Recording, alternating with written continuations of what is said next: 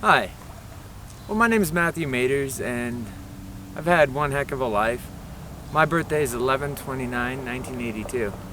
See, the thing with that is that we live our life, most of the time, we're unaware of the intricacies of our energies. Mine being 11/11, well, 11/29 comes out to an 11/11.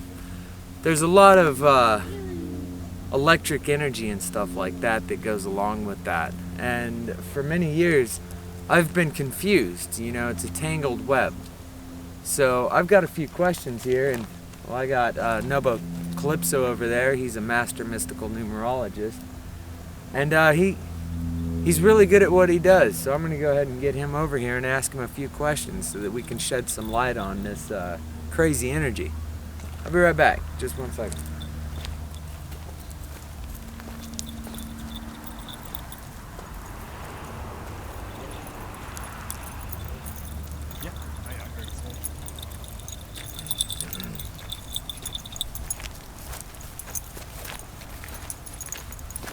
Alright, so let me go ahead and introduce my friend here. He's Gnobo Calypso. He's a numerologist.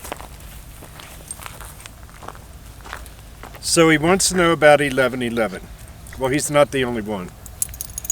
A lot of people have been, in actuality, throughout my years of being a mystical numerologist, many people want the interpretation of 11/11. And I'm not certain why, because there's other prompts. Anytime the master numbers or anytime numbers are duplicated with a colon in between, and you see these again. It's not just 11/11. I think one of the largest ones to really pay attention to is the 555, but the 11/11. There's two things about the 11/11. First of all is how often do you see it and where do you see it? Those are the two most important things to think about, is how often do I see the 11/11 and where do I see the 11/11? So a lot of times people at home, they'll wake up, the clock says 11/11. They'll notice that they just completed something on the computer, it says 11/11, and other things around the house, it'll say 11/11.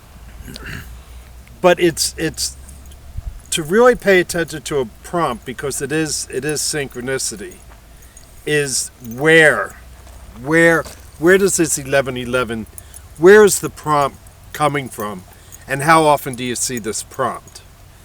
And you have to look at the synchronicity of it. So if you see it at home, then it's easy enough to explore what you're not doing at home that you should be doing, and I'll explain what the 11/11 means. But if you see it at work, if you see 11/11 all the time at work, you can bet your bottom dollar you're either in the wrong position or the wrong workplace.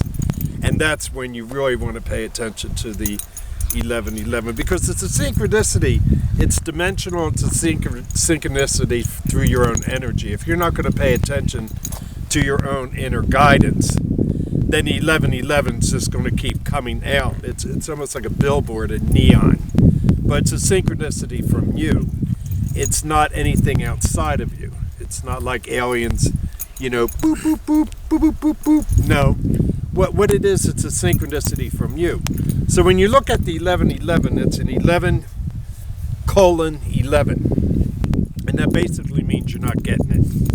So when we use the colon, like in writing, the colon is a stop. It stops, but it's not done, like kind of like the semicolon.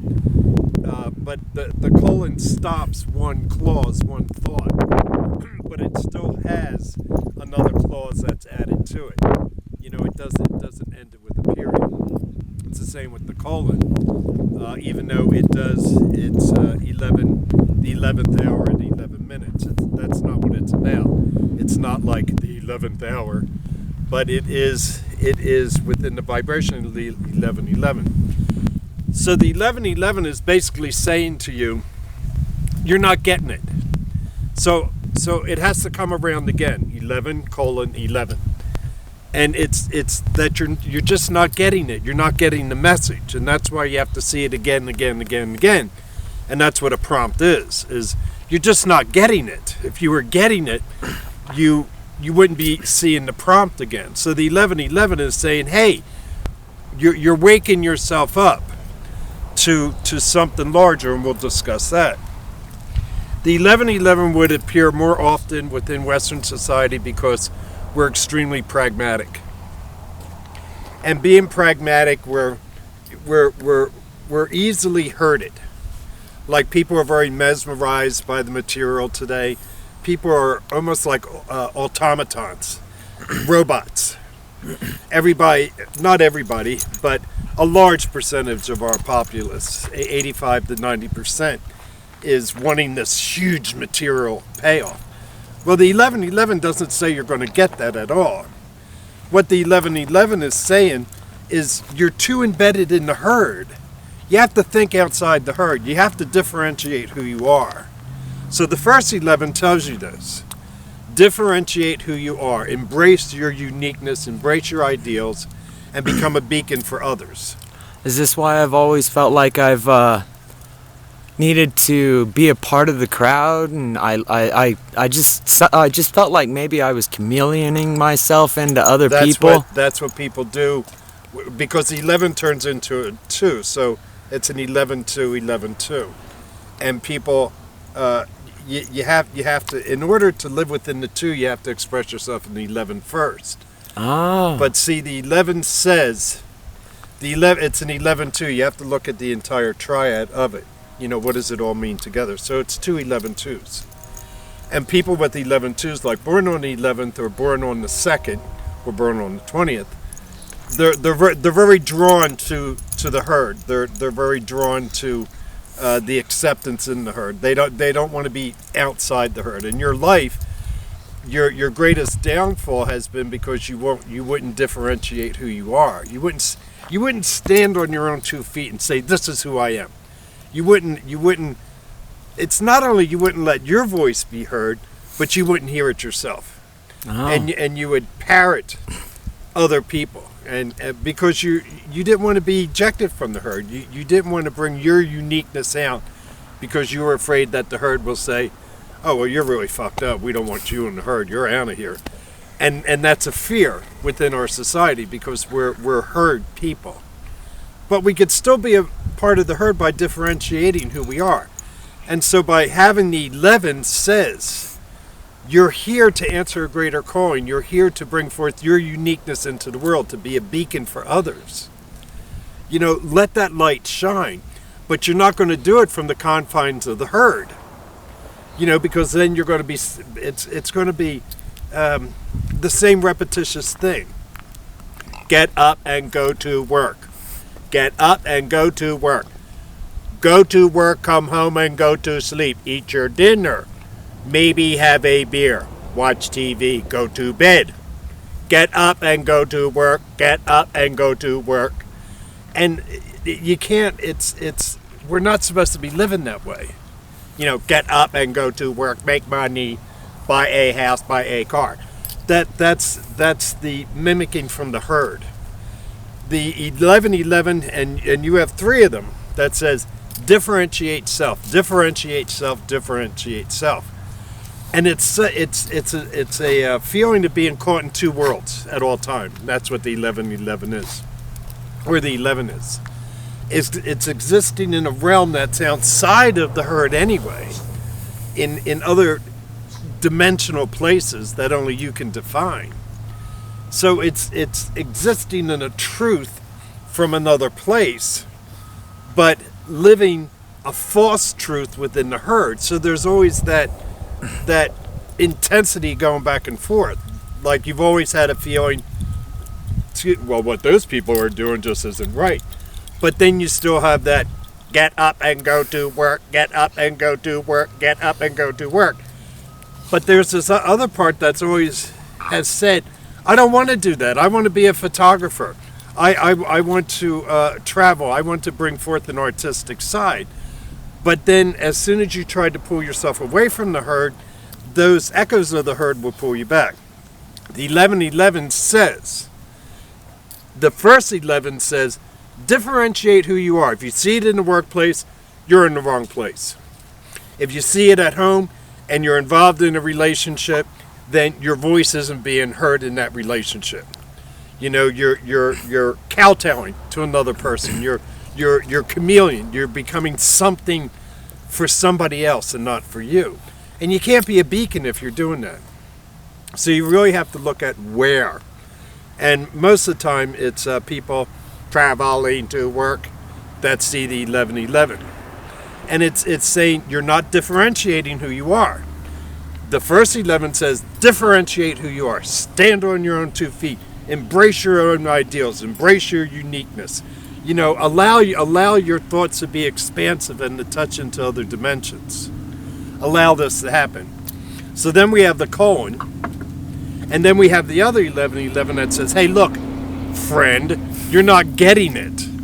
You know, how many times do I have to remind self that I'm not being self? I haven't become all that I am. And that's what the 1111 is. So I need to be more myself, and rather than doing what everybody else around me wants. Yeah, you have to stand on your own 2 feet. That's the 11. The 11 says stand on your own 2 feet. So I can still go to work, and then but I have to be my own self at work. And if I can't be my own self at work, then I have to see about something different. It's like at your job. Instead of going along with all your coworkers, instead of say acquiesce. That's the difficulty within our society today is we acquiesce. We shouldn't acquiesce. We have to stand on our own 2 feet. We have to have our voice heard, and then we become a beacon to others. It's a lighthouse thing, but it brings principles and ideals from another dimension. So at your job, everybody says, well, we all have to do this. It's no, we all don't have to do this if one voice stands up and says what we're doing is wrong. You have to be that voice. So the other people at work may not have that 1111, but you do. That says that you differentiate yourself from the herd so that your voice can, so you can bring forth that uniqueness in your voice. So it is a calling. You are being called forth. And yes, everybody has a calling, but there's a difference where you're being called to action within this group. So the 1111s, not everybody in that group is going to see the 1111 or have the 1111. So that means that you're in a unique position to create change, bringing forth better ideals, better principles for greater cooperation, and not be embedded in this pragmatic thinking, this automaton. I will do what I am ordered because I want my money. You know, you could still have the money, but the voice has got to be heard. So you're a beacon. So the 1111 says, you're not getting it. And here I come again to remind you, stand on your own 2 feet. And that it increases in intensity. It gets more intense, and it gets more intense here. When people see the 1111s, they get really nervous inside because it's a nervous vibration. But it does come out. It comes from inside out. It's not aliens, you know, peeking down on somebody. 11. What would an alien want you to do? You know, you gotta. What would this alien want you to do? And aliens would be crazy to land on this planet. You know, they'd either be shot with a bazooka or they'd be capitalized on. We're just in our continuum. We haven't matured yet. So should I? It's more my intuition. Use your intuition. My intuition's telling me to look at the clock, and there's 11:11, and my, you know, and so that's a small thing. So if I see the little things like an 11:11 on a license plate on the way to work, or maybe on the clock at work, like I always clock in at 11:11 or I always clock out at Those are 11:11. prompts. So I should dig deeper or I should listen more to my intuition. Yes, and you have to listen to your inner guidance. We have to, a lot of times we have to take our own counsel, and we have to listen to our inner guidance. That's not crazy? No.